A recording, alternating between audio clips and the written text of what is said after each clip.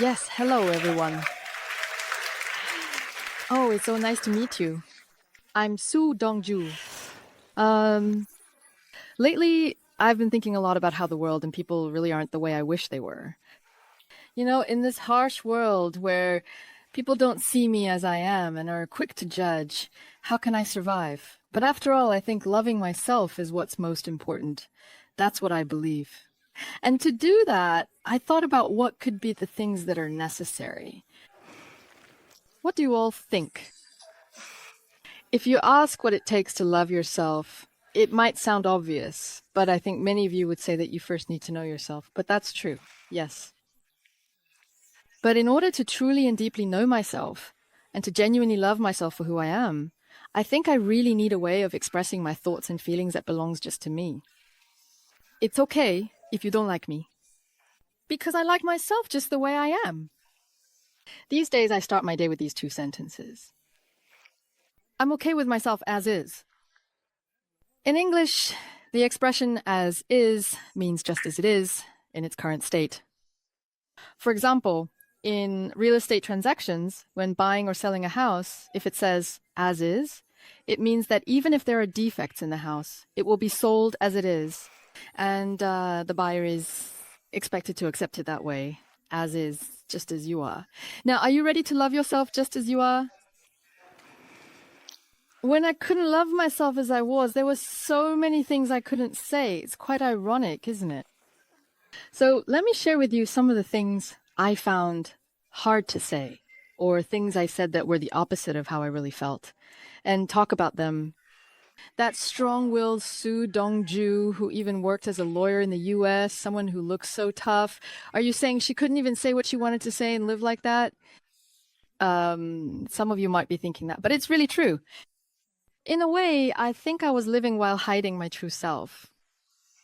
I was actually quite afraid of having conflicts with people around me. So as I kept trying to accommodate others, before I knew it, I ended up becoming a pushover. The more I suppressed my true self and tried to be nice to others, strangely enough, the number of people who treated me poorly and rudely actually increased. I felt upset, angry, and it was really hard for me. Even so, for quite a while, I couldn't clearly set boundaries and just spend my time not knowing what to do. There was a particular reason why I became this way. As soon as I came to Korea, I started working in broadcasting. But honestly, whenever I spoke frankly back then, there were a lot of cultural differences that came up. So as some of you may know, I lived overseas for almost 26 years. And then I returned to Korea 4 years ago. And since I spent my teenage and young adult years in the US, at that time I was still someone who was culturally a bit closer to the American side. So I would say things without realizing they might be a bit strong. That means I ended up making comments that didn't really fit the Korean sentiment, even though it was on a broadcast. So after filming so passionately, when I came home and watched the actual broadcast, I would see that I had been edited out completely. I would just be sitting there quietly, you know? So after seeing that, I was shocked and came to conclude that I need to adjust my words a bit more to the Korean culture. But as I tried to do that, it ended up having the opposite effect. I started speaking less and less, couldn't freely express my opinions, and in the end, I became a dull, colorless person with no unique character of my own. You don't sound like a lawyer. You don't seem mature enough. You don't sound demure enough. While working in broadcasting, I reflected a lot on my own identity, because I still consistently hear these kinds of comments even now, especially through social media. So I started to think that it was better to show people the version of myself they wanted to see rather than my true self. And I began changing my clothes and even the way I spoke. Even people around me would say, shouldn't you try to act more like a lawyer now that you're in Korea? Maybe you should target the image of a news anchor. These were the kind of advice people gave me. Since I hadn't been in Korea for very long, my pronunciation and intonation were a bit awkward. So people suggested I take speech lessons from a former news anchor. And I actually did take those classes. But honestly, when I think about it now, none of that really makes sense. Speaking like a news anchor isn't really how a lawyer talks, right? And I didn't really need to pretend to act like a lawyer. I already am a lawyer. And since I am a lawyer, however I speak is just the way a lawyer speaks. Whatever I wear can be considered a lawyer's attire. And whatever I'm thinking, that can be the thoughts of a woman in her 40s. But I think I kind of forgot about that as I was living my life. So I was no longer sure what my true self really is. And as I kept trying to change who I was, at some point, life started to feel a bit unhappy. It felt like my true self had completely disappeared, and I didn't really know where to start or how to set things right. So I started thinking about the things I hadn't been able to say. I reflected on the words I'd spoken that didn't match my true feelings, and began to focus on language. Only then did I realize that I needed to have a language of my own. I also thought that I should boldly resist language that forces me to be someone I'm not. But to do that, I needed to go through 3 steps. First of all, I had to ask myself, how am I feeling right now? So I grew up with emotionally expressive parents. Because I thought those aspects were undesirable, I believed that only someone who could control their emotions was truly a mature adult, and I lived with that mindset. So in reality, I wasn't ever really sad, but on the other hand, I wasn't ever truly happy or joyful either. I call this an emotional flatland, and that's where I found myself walking. Then, last year, my father suddenly passed away. And on the day of my father's funeral, the 16-year-old poodle I was raising also passed away. So I ended up having to hold 2 funerals in one day. And at that time, my mother was undergoing chemotherapy. And the house I had bought in the US with money I had worked so hard to save up for crashed in value, so I had to sell it at a huge loss. But even as I went through all these things one after another, I couldn't let myself cry freely. Even when I was alone at home, I couldn't cry out loud. There were times when I was lying in bed with a blanket pulled over my head, and even then, I would cry silently. And I felt so unhappy and so pitiful for myself. It was only then that I realized, I can't go on living like this. I thought that in order to fully accept my current situation as it is, I first needed to take care of myself. After all, I'm not a robot either. No matter how strong I may be, I'm still human, so I feel sadness and happiness and all that. In order to let those emotions come out, I realized I first needed to look into my own feelings. I think that's the decision I made. But after making that decision, I found that it was actually okay to express my feelings just as they are. It was quite a shock.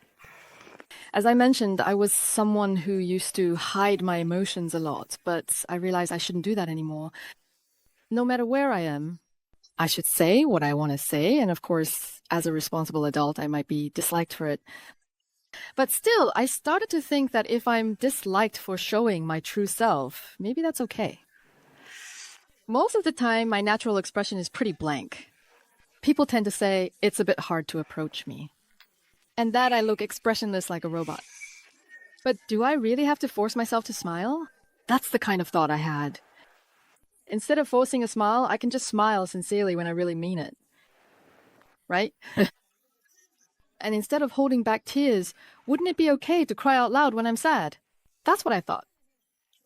At first, I was really afraid to show that emotional side of myself. But then, people who liked that side of me started to appear. And as my relationships with those around me became a bit closer, I wondered, why couldn't I have lived like this sooner? And then I realized that it's really okay to live this way.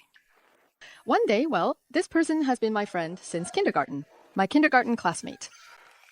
I was talking with this friend I've known since kindergarten about my father, and suddenly tears welled up in my eyes. But normally, I would scold myself. Like, this emotional side of me felt so immature and pathetic that inside I'd say, Dongju, why are you still so emotional long after you've turned 40? You're in public right now. Why are you all choked up? That's the way I used to scold myself. But this time, I just, ended up crying. Then my friend gave me a warm hug and said, Dongju, I've known you since you were 3, but this is the first time I've seen you cry. That's what my friend said to me. Even I was shocked. We went to the same kindergarten, graduated from the same elementary school, studied abroad at the same time, and have stayed close for almost 40 years. But even so, my friend had never seen me cry in my entire life. That just shows how emotionally dry I was. So now, I want to try living by expressing myself. These days, everything in the world moves so quickly. Short-form videos that last just a few seconds are all the rage, and information pours down on us like a waterfall. But because of that, I think we've forgotten a bit about romance in our lives. In the past, we used to think it was romantic to shyly write letters, anxiously deliver them, and all that. But now, there are so many people who feel overwhelmed just by seeing text messages that are slightly long.